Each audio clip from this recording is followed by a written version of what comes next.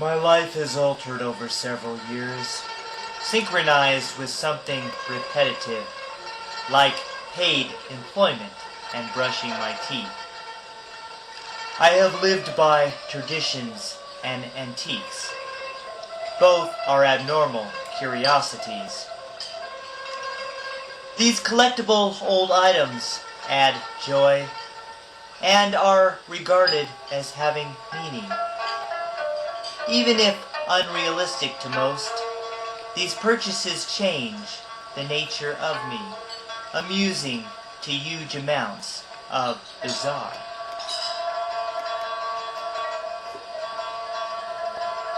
I grow like nutrients by artifacts or obsolete archaeological things as my mind fills with greater quality, as if I were a different human state, like water changing to ice on freezing.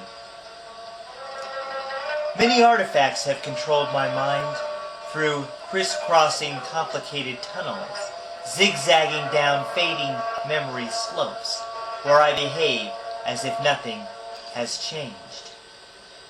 For without, my life is unbearable.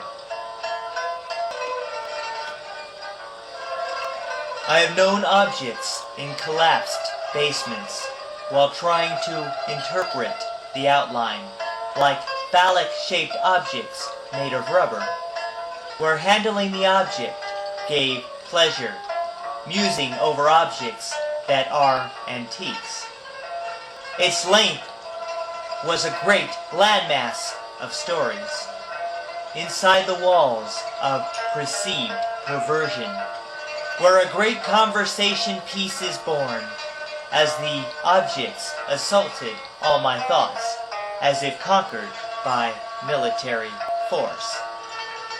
I became captivated in its form, defying logic that I can invoke, while circling it hungrily with eyes, losing all semblance of self-possession, playing a game of spatial relations. Its magnitude took me aback briefly, as my eyes began to make popping sounds, pulsating against this strange new object, perhaps used for some unorthodox church, or kings with unconventional beliefs. Its originality gave pleasure as my eyes were transfixed on the objects.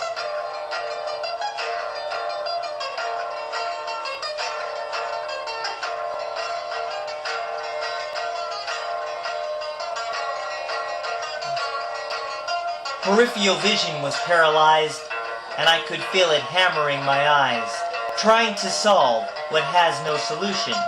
The image of the figure reappeared in innuendo and youthful smiles.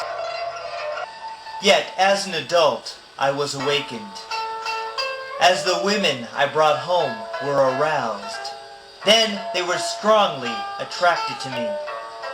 The object has its own system of thought, or it seems to, as I seduce women through late-night yearnings and its imprudence, as the object fills my hours with sex and takes nourishment on my revulsion.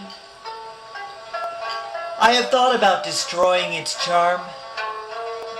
Then my body becomes perverse and cold,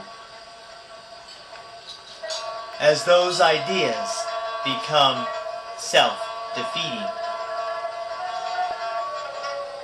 For it fills me with undefined power to seduce women when they gaze at it.